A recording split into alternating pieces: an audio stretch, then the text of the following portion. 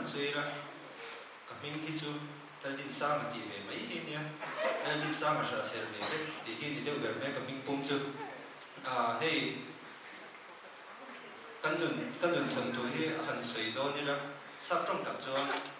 my mother died before I was born ti ve dei cha ko ye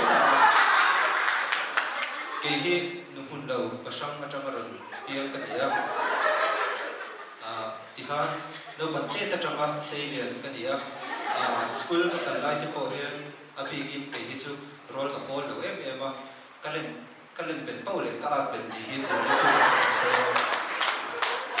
exam te ka thang ba chana full mark chu exam po ni se no ban te ta tang hian ka ma bu za thian ka kum za thi a khung thei lo re Jema ko natia karon lang ve do ti ka she thian ka kor nan ben ne te karon chok ya nun te po hi a thak tu khop me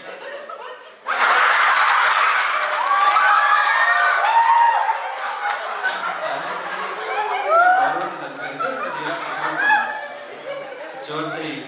she ta in bula te po nan ta ka ron le ve in khop te po ka cha the me wa a ma ro chu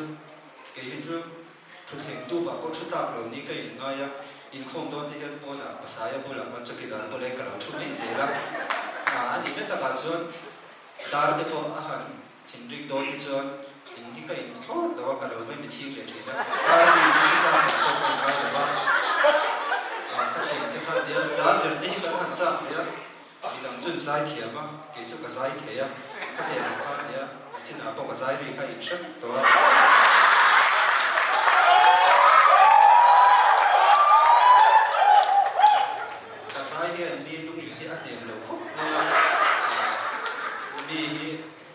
sống đầu về mà chút là hey cái mà sản xuất chung có tin hiện chế cho lần này hiện cái mấy cái group chế cho cái này tụi nó in sợi không phải sao ăn sợi để bỏ hin tụi inrin đi à ha mình ruột cho ba ăn tuần lỗ lông à mình tiêu đà đà đi anh sao là chú cái mình cả lối thầu khăn tự là cái chứ mình xây cái hẳn em có chưa tin sao à chả mấy đâu thì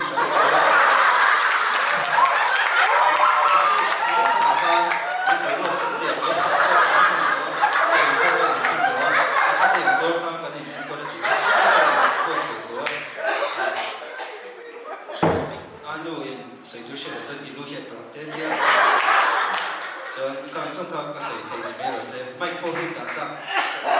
từ đến cả trình độ rồi cái gì lâu đã thằng này mình sẽ bắt đầu ngan cái hình sợi không phải thắc cái gì